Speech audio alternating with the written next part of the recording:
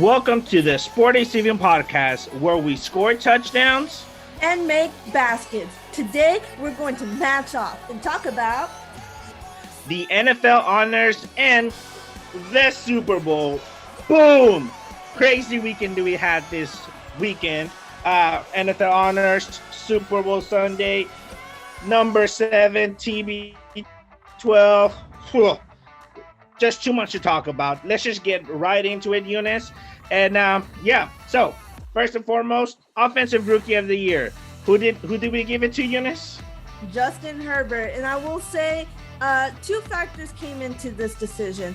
One of them, and what most people probably understand, is that Joe Burrow got injured before the season ended, and that probably is what kind of gave an elevated push to Justin Herbert. What also gave him a push was his game against Kansas City.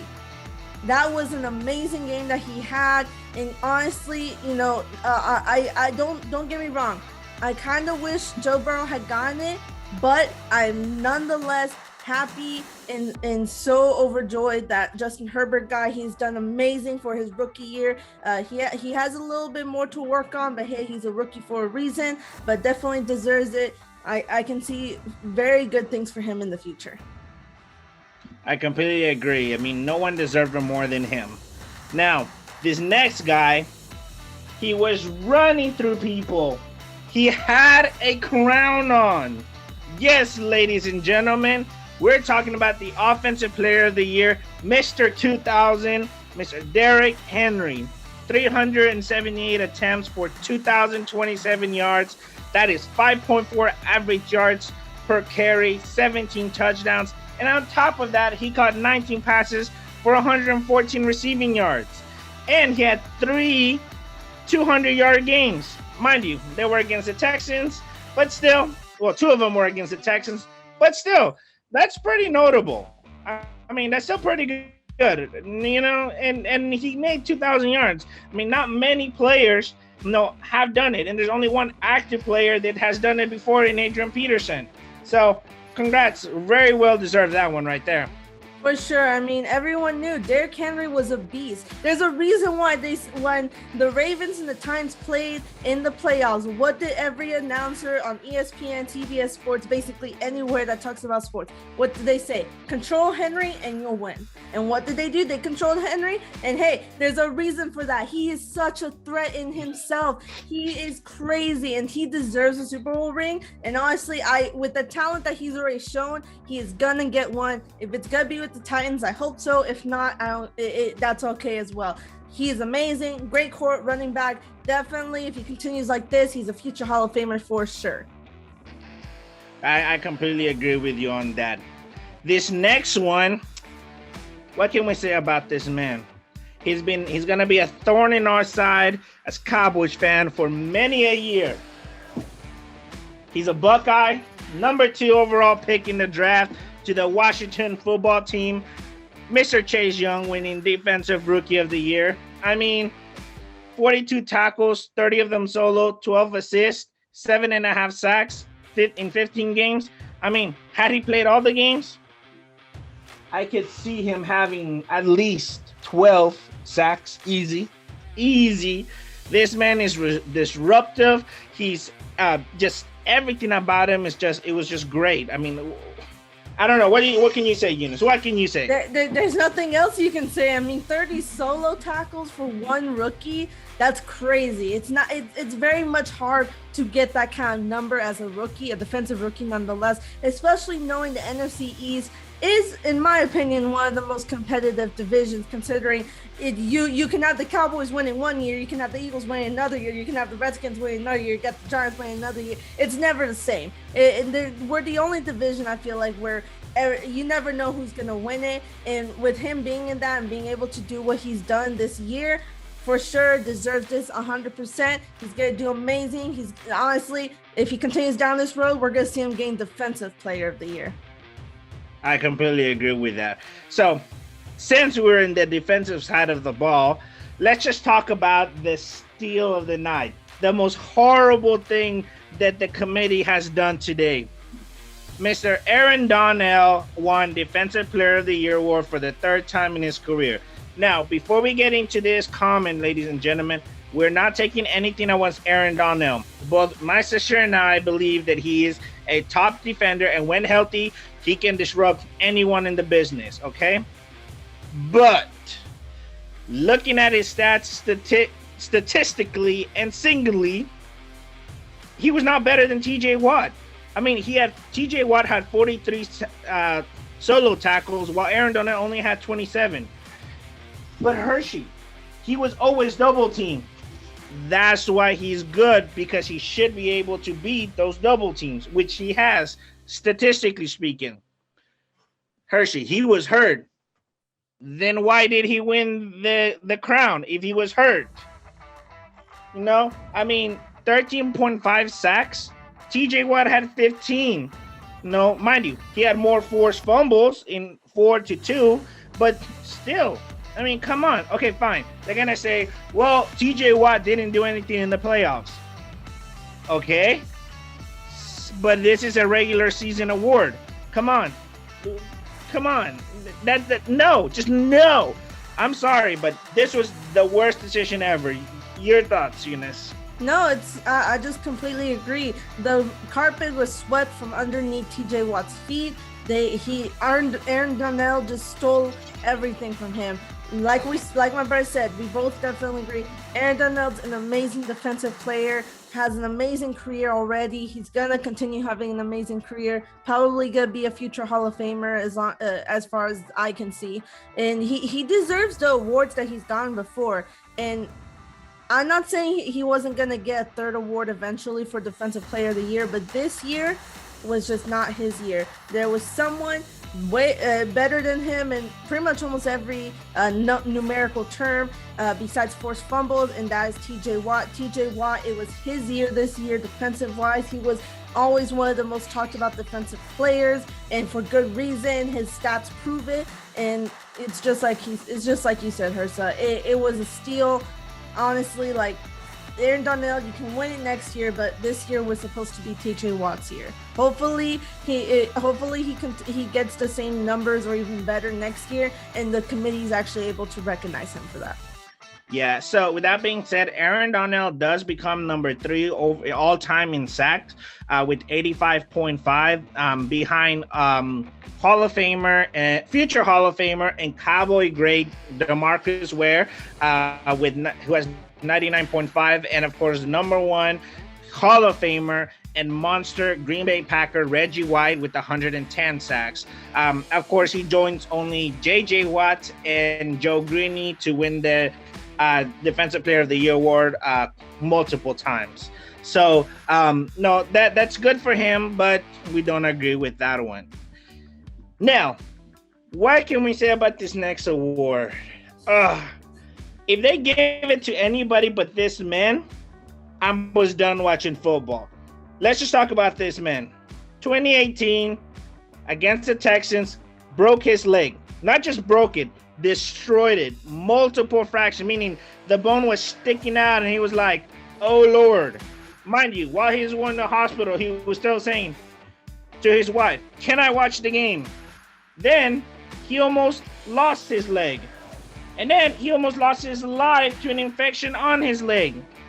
And then he brought the Washington football team from nothing to not only the playoffs, but the division crown in the NFC East. Yes, ladies and gentlemen, we're talking about the comeback player of the year, Mr. Alex Smith. Eunice, take it away. Hey, it's a Cinderella story in the making. We talked about it in some of our previous podcasts when we were giving our picks for the playoffs. And like anyone else can agree, he was for sure the comeback player of the year.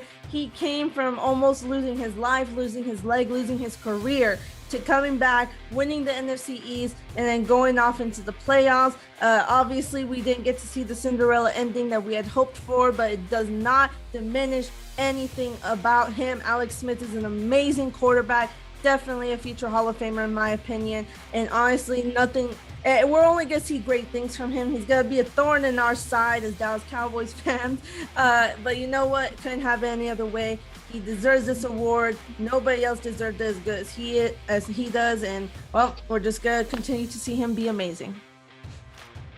I completely agree with you. Completely agree. So this next one we all talked about. Let's just bring back a history of this guy's team. Let's go back to 2016. This team went 1-15, then 0-16.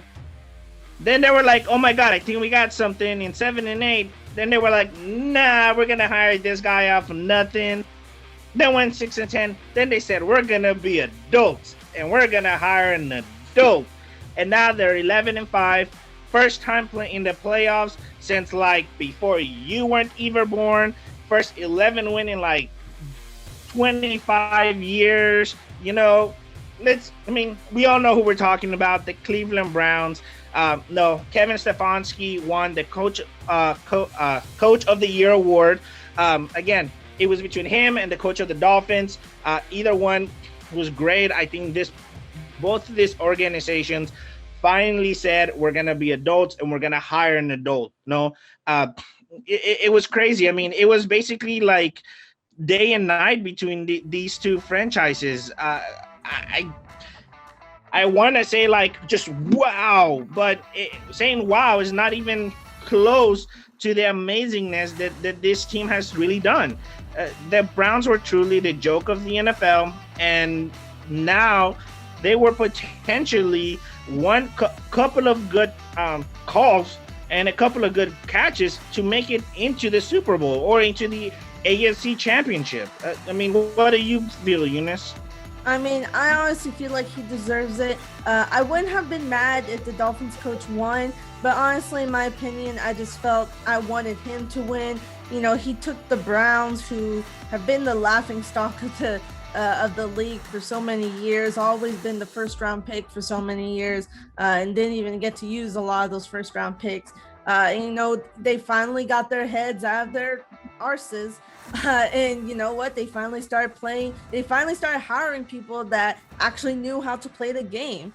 They got the players. They finally got the head coach to put everything together, tie that little ribbon on the present. And you know what? Look what happened. 11-5, wins the divisional round, wins the first round of the playoffs, the wild card round, goes to the divisional round. Like you said, they only have few better calls, a few better catches. Could have been the Chiefs, gone to the AFC Championship, may possibly beat the Bills as well if everything had gone the right way for them, and gone to the Super Bowl. Now, were they good enough to beat Tom Brady? There's a chance, but obviously we didn't get to see that scenario. But you know what? He did amazing. He deserves this. I definitely see the Cleveland Browns making the playoffs the next couple of years. And I although I'm not a Browns fan, I am hoping that they do win the Super Bowl. They do not got those rings on them, and I think they deserve a ring now. Completely agree with you on that one. So I'm going to let you talk about this next award, Eunice, and you know which one I'm talking about. I guess we need to talk about the MVP award. So take it away. Listen. I'll talk for my brother and I about this. We both agree. Aaron Rodgers, he is amazing. No one can argue against that. He is an amazing quarterback, future Hall of Famer. You can't, no matter how much we dislike the Green Bay Packers and even Aaron Rodgers, we will not deny that he's had an amazing career. But why are you giving it to him instead of other players, might I say, like Josh Allen? Okay, like I don't understand. Don't get me wrong.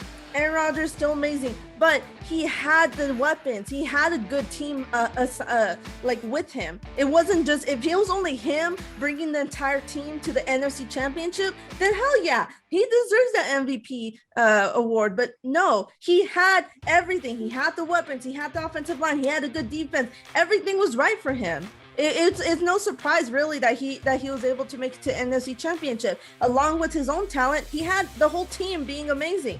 Then you look at Josh Allen, their defense was a bit off for a good while. They didn't have a run game. The only weapons they really had was Josh Allen and his connection with his wide receivers. That's all it was. Josh Allen, in my opinion, I believe my brothers too, we believe that Josh Allen deserved this award most.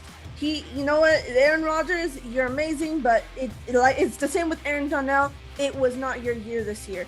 Although statistically wise, everyone can say, yeah, you did amazing, but it's not just about statistics in this one. The MVP should just look at everything overall. You got you compare these two quarterbacks. You got a quarterback who has an amazing defense, an amazing offensive line, an amazing all the weapons needed to throw at, and they get to the NFC Championship. You look at this team, a good quarterback, some good wide receivers, an okay offensive line, no run game, and an okay defense, makes it to the AFC Championship. Who do you think deserved the award most? That should be going to Josh Allen. I'm sorry, Aaron Rodgers, you do not really deserve this in my opinion, but obviously we're going to anger some Green Bay Packers fans, but hey, we're the Dallas Cowboys fans. We're always going to be against Green Bay Packers. But one thing that I will say, though, Aaron Rodgers is now pretty much the only quarterback, as far as I know, that he's won multiple MVP awards, but only got one Super Bowl ring. What does that say about him? Ursa? Yeah, well, he's one of two, and his other counterpart was his own mentor, Mr. Brett Favre. So,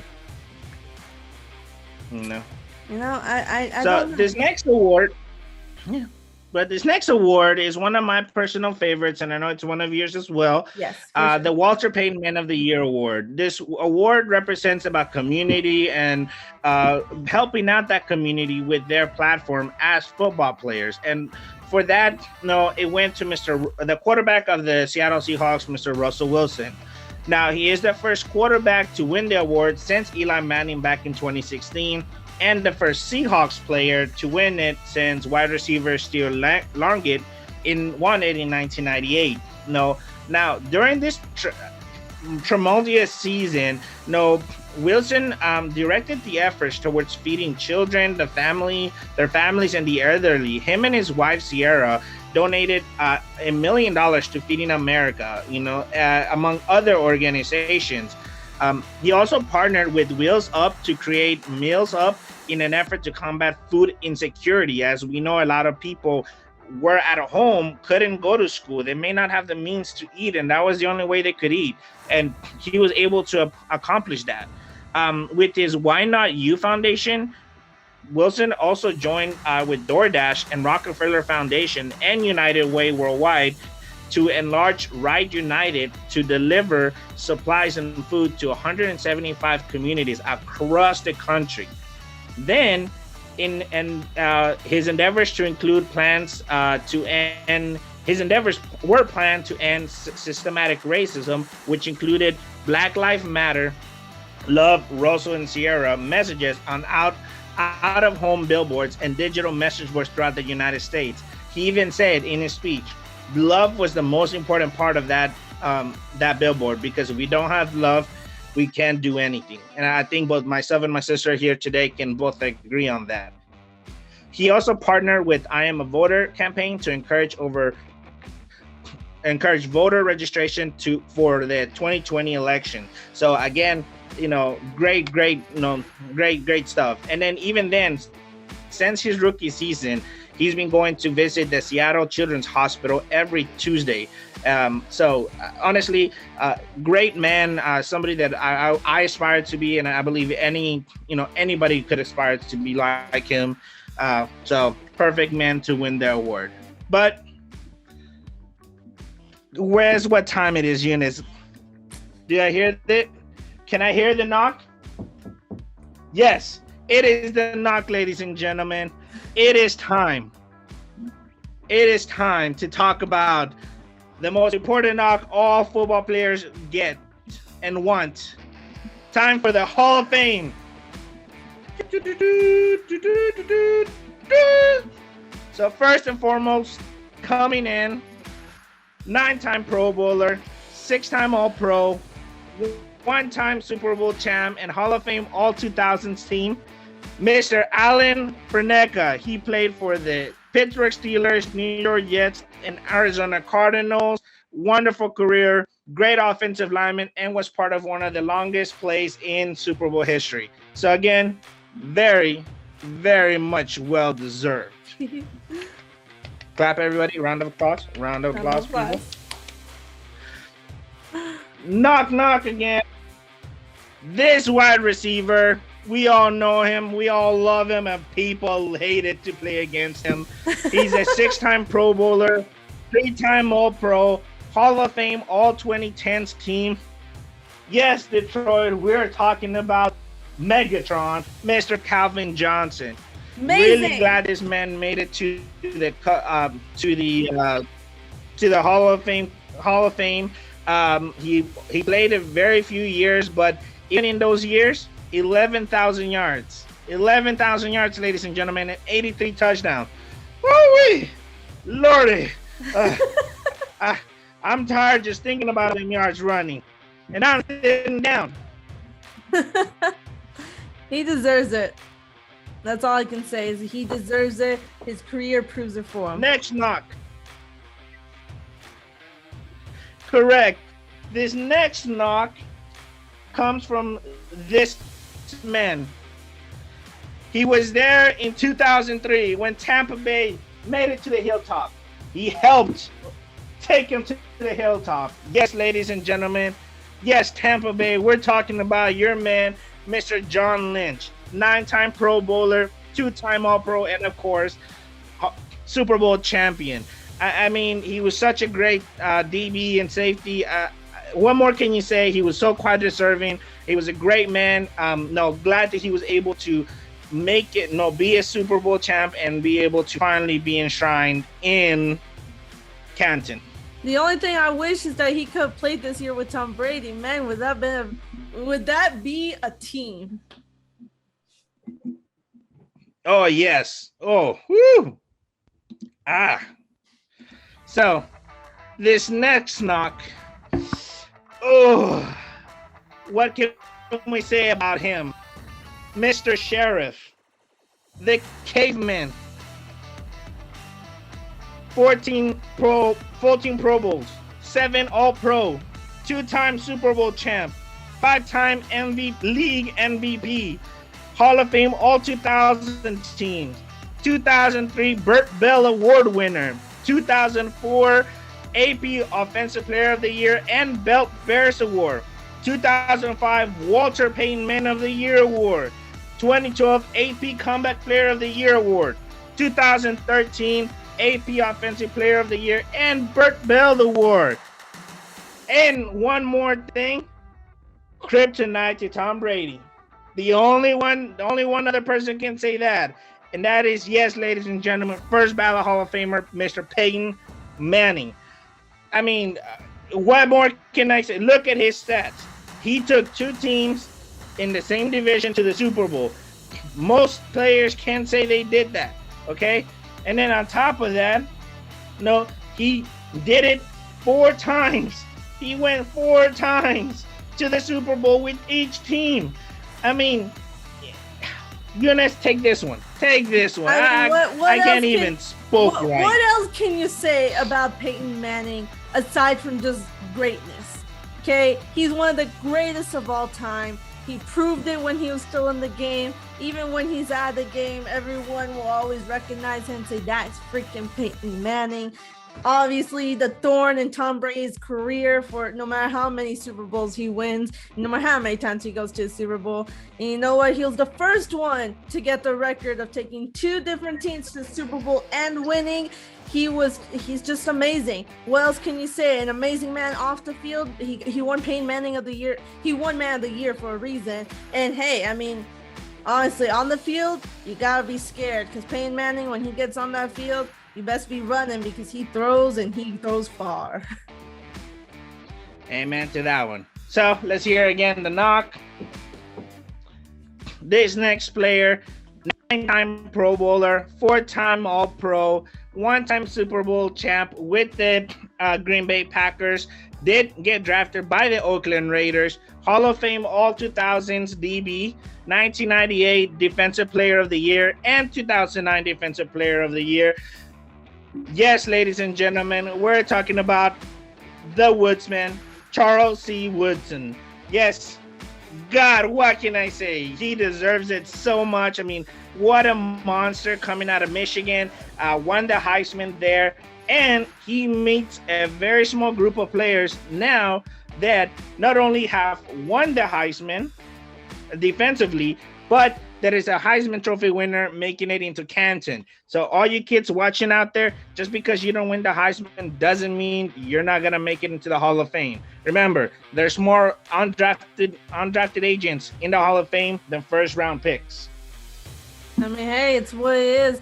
Woodson is made... Honestly, he's the one that made someone want to be a defensive player. I mean, what else can you say?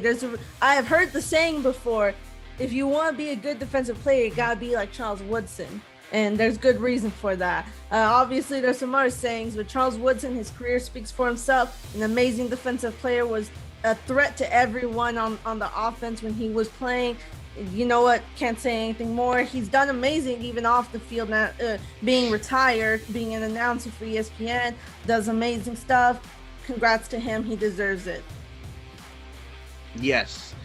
So this next man, I'm going to take a little more time to talk about this next knock. Mr. Hail Mary, original 88, three-time Pro Bowler, three-time All-Pro, one-time Super Bowl champ, and Hall of Fame 1970s team. This man got passed up so many times, I got into the Hall of Fame before him. Yes, who are we talking about? Mr. Drew Pearson. This man, just round of applause, please. Round of applause for this man. You know, I mean, come on, everybody. Yes. He deserved it, ladies and gentlemen. I mean, he was the original 88, an undrafted free agent coming out of where did he come out of? South River, New Jersey. I know where he was born in. I'm sorry, Tulsa. That's where he was from, Tulsa. Sorry, he came out of Tulsa. Played great with his Hall of Fame quarterback, Roger Staubach, and he said that, I hope that now that I'm enshrined to live forever, I will be able to leave the legacy of a Hall of Famer. Well, Mr. Pearson, you are living the Hall of Fame career. You are the most deserving person to get this, and I'm glad that you can finally be next year's quarterback, enshrined forever to come. No, for sure, Mr. Drew Pearson. If you somehow are able to watch this podcast, we just both want to tell you deserve it. Don't even think that you can live up to what a Hall of Famer is, because you're already a Hall of Famer before you even were in the Hall of Fame. And there's a reason you are the original 88. It's a reason why every single Cowboys player who has worn the number 88 after you had to call you, because they were representing you amongst the others. And you are the original. You are the one that sets the standard, and you set the standard high. And you know what? What else can you say? Your career speaks for yourself. I'm so happy you're in it. My brother also already said he's happy for you too. Original 88, let's go. So this next man truly set the standard for Hispanics like us in what greatness truly is. Mr. Tom Flores. He was a player for 9 years, an executive for 6 years, and a coach. He took 2 teams to the Super Bowl, one as an executive and then as a player as well. I mean, bless you, Mr. Tom Flores. Round of applause to you. You're a great man. He played quarterback. Nothing more than praise for this man. He truly set the standard for what greatness should be and truly is. Yes. I mean, honestly, I felt like he should have gone into the Hall of Fame or even earlier than he did, because, yes, if you compare his career to others, it may not be as spectacular. But there's one thing that a lot of people didn't do. He broke records as being one of the first Hispanics for basically almost everything. What else can you say aside from that? I think that speaks even greater than numbers, in this case at least. He deserves it. Round of applause. And then last but not least, the contributor for this year's class was Mr. Bill Nunn. He was a scout for many years, scouted a lot of Hall of Famers, really transcended the position as a scouter. I mean, if you want to be a scout, you cannot stop and learn about Bill Nunn. So again, Mr. Bill Nunn, congratulations on your Hall of Fame knock. And we hope that you live forever in Canton. Yep. So now that all the sadness has gone from our eyes, let's be sad about other stuff. Yes, ladies and gentlemen, we're talking about the Super Bowl. Yeah, what happened, Eunice? Please take it away. Well, see, here's the thing. I walked in, like most other people, thinking I'm about to see the showdown of my life. I'm about to see two amazing offenses, two almost equal defenses going head to head, two great coaches, great quarterbacks just battling it out, older versus the young. You're gonna see the battle of your lifetime. I even said it was gonna come down to 1 point because I thought it was gonna be that good of a game. But instead, what do we get? We get 11. May I repeat the double-digit number, 11 penalties from the Kansas City Chiefs. And Hershey, just a quick little, I have a quick question. How many yards did those 11 penalties equal, might I ask? Check the board. Oh yeah, 120. Hey, that's enough. Hey, you know what? Let me go run across the field and then let me run back, okay? Might as well. The Tampa Bay Buccaneers won 31-9 in the Super Bowl. I mean, exactly. That is the main pinpoint of this discussion. 11 pennies for 123 yards. They literally got a gun and kept shooting themselves in the foot because of this. Outside of, I'm going to say 2 penalties, okay? One, when he was on the defense on Mike Evans before the half. No, that shouldn't have been it. I shouldn't have believed that. And then the second one was on Tyrann Matthews against Gronkowski in the end zone. So those 2 penalties, which attributed to major first downs. So we'll take away, let's just say 45 yards, okay? Just roughing it, 45 yards, okay? So 120 minus 45 units, what's that number? That is 75. So that still leaves 75 yards, ladies and gentlemen. Okay, so that's 9 penalties for 75 yards. Okay, why are you lining up in the neutral zone in a kickoff when you stop them to get a field goal? Like, I played football, and every time my coach said, "Hey, before you line up, look over at the ref and say, 'Hey, am I good?' Look at that." You do that, he says, "No, you're going to be offsides." Oh, man, thanks. I'm going to back up now. It's like, come on. On top of that, they couldn't stop anything. They couldn't stop the run. They couldn't stop the pass. It was like, Jesus Christ. And then in the red zone, when they needed touchdowns, they were 0 for 3. 0 for 3. On top of that, they only had 243 passing yards and 107 rushing yards. The only other crazy stat that you can sit here and say that, well, what could have happened? Patrick Mahomes ran for 500 scramble yards, meaning that he ran 500 times like this before he either got sacked or got rid of the ball. 500 yards. 5 football fields. 5 touchdowns. I don't even run to the bathroom and I'm right next door to my room. Come on. I don't even run to my bed and it's right there. And he ran 500 yards. I mean, I don't care. Not even Tom Brady could do that.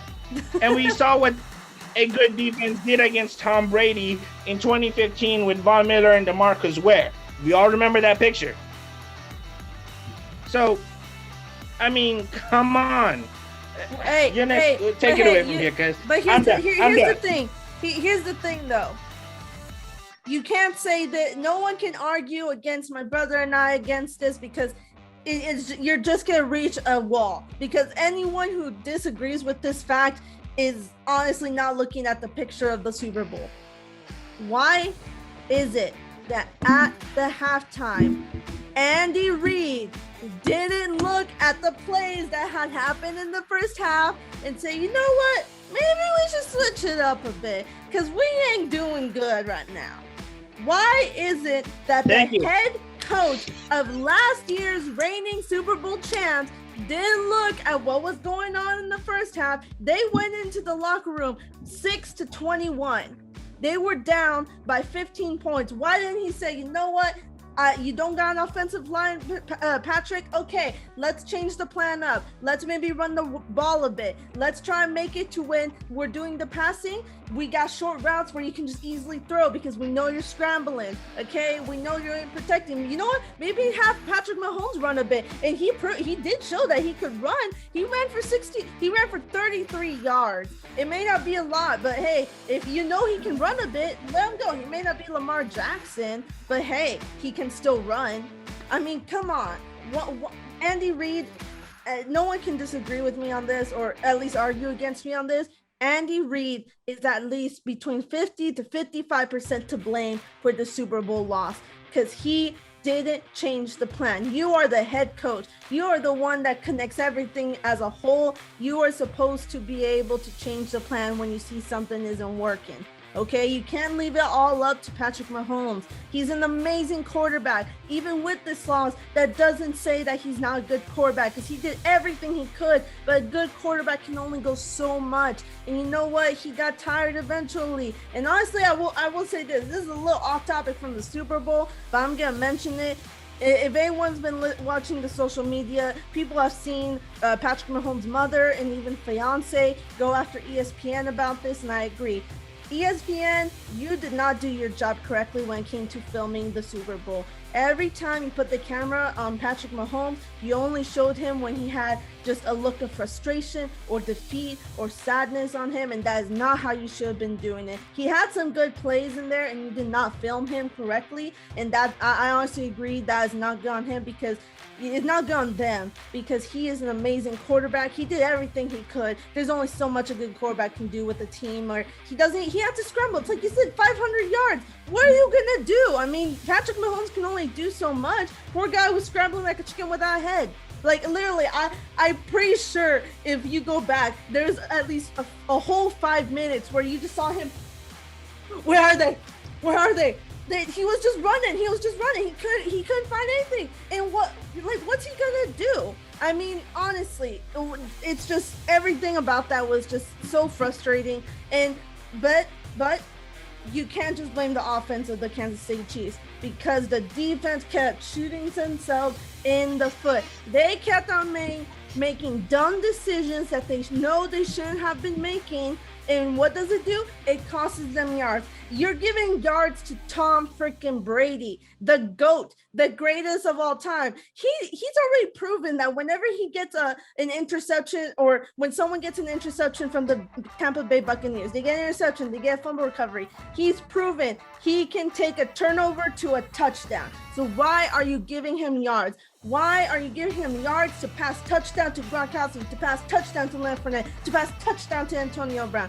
Why are you giving him these yards? And I will say this. I'm not going to say all the blame is on the entire defense, but this 1 to 2% of the blame for the whole loss is going to Ward. Because you know what he did?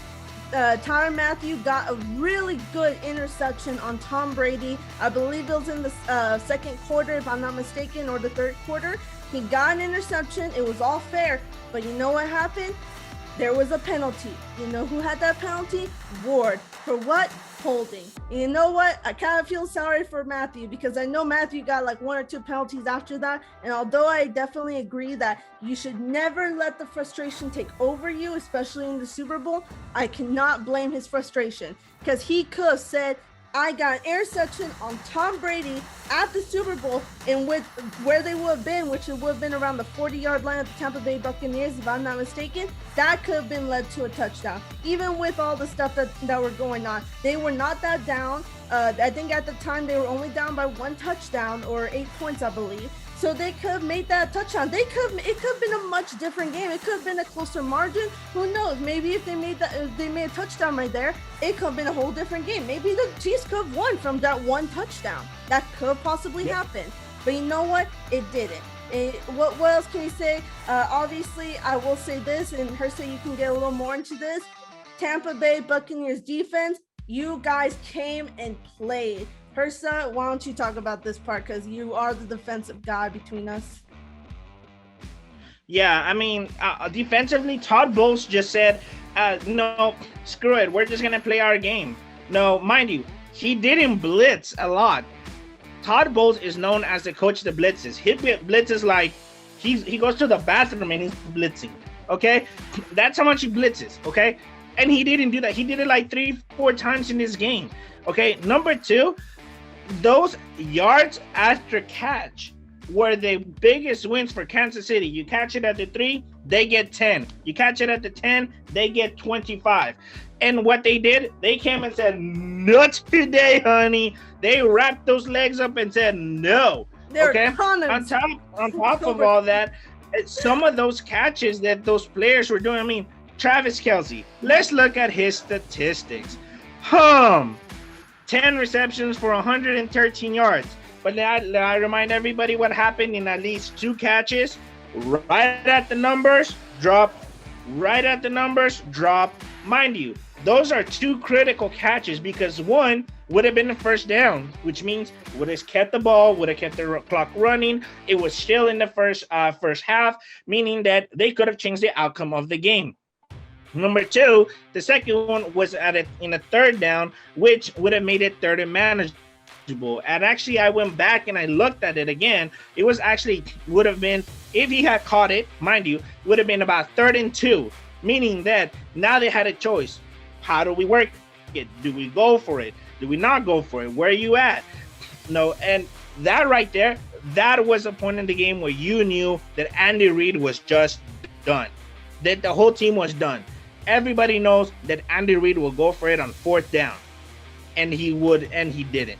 Okay, why? Because nothing happened. The Kansas City Chiefs imploded on themselves and allowed the Tampa Bay Buccaneers to come out and just play backyard football. They were having fun. I agree with Eunice and about the ESPN video. They did not give him the best view, but at the same time, I also don't blame them because throughout the whole season, they were always showing Kansas City as being this happy-go-lucky organization that was always happy. We've never seen Kansas City in this situation. So overall, do I agree with it? Maybe it wasn't the best idea, but at the same time, now we know that they're human too. They make mistakes, okay? Now, with all that put together, I wanna share this with you guys, and of course we'll show these pictures up. I was watching the Herd on Monday with Nick Wright, and Rick Ryan was hosting from the Herd because Colin Howard is actually in the hospital right now. Just got out of the hospital with a blood clot. He's one of my idols when it comes to broadcasting. So hope to him. Hope he gets better. But Nick Wright said this. There's been many players that have multiple Hall of Fame careers. We can argue Michael Jordan, Kobe Bryant, many others, they've come around. But Tom Brady is the only player to have 3 Hall of Fame careers. Okay?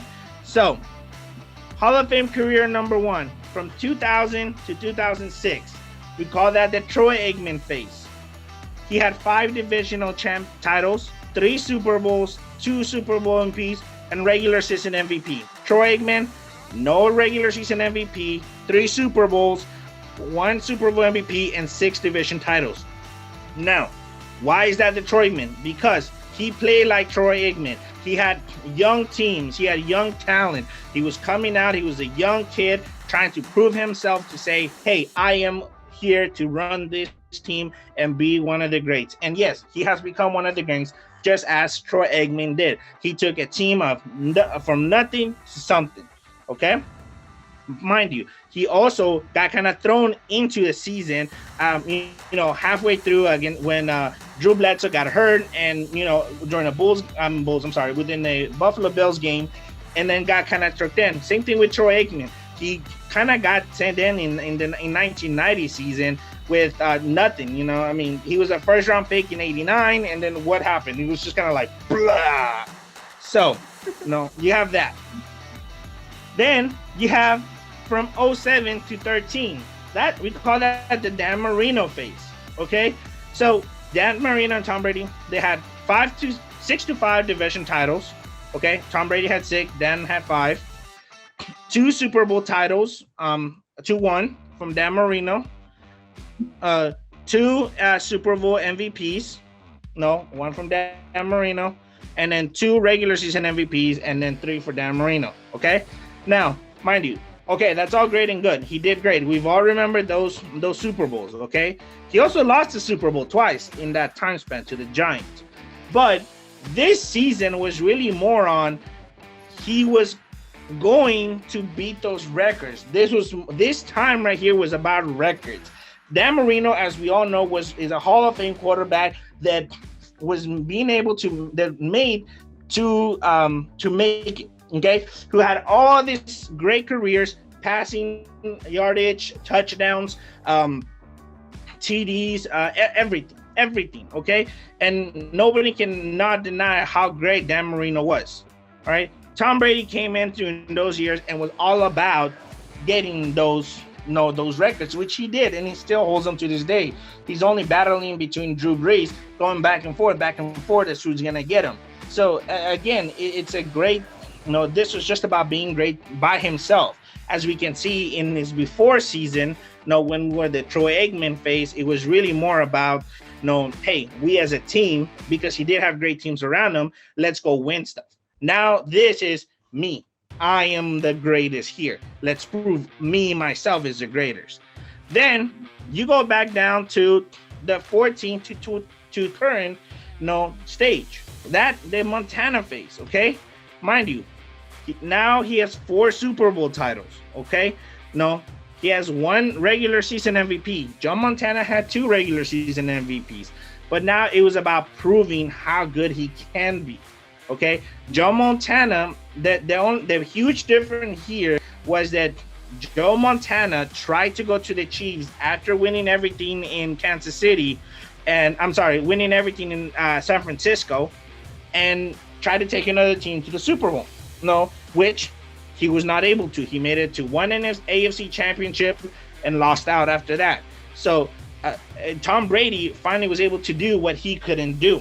But again, it showed his greatness. This is about proving that his greatness transcends not only one. Everybody thought Joe Montana can only win in San Francisco. He was able to win in Kansas City, just not make it all the way there. Same thing what we do with Tom Brady. He's a systems quarterback. He's a Belichick quarterback. Belichick created Tom Brady. He can't take the bugs. The bugs this, the bugs that. Tom Brady this, Belichick that.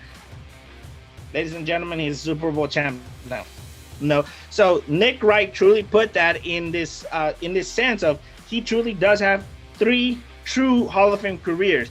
And if he decides to retire today or tomorrow or next year, I mean, we can argue to be able to say that this man is probably going to be the only quarterback and the only player and the only athlete in all of sports to be able to have 3 Hall of Fame careers. I don't know of anybody, and honestly anybody, that can say they have 3 Hall of Fame careers. I mean, the only one that you can argue this and maybe Kobe Bryant, okay? When he was number 24, number 8.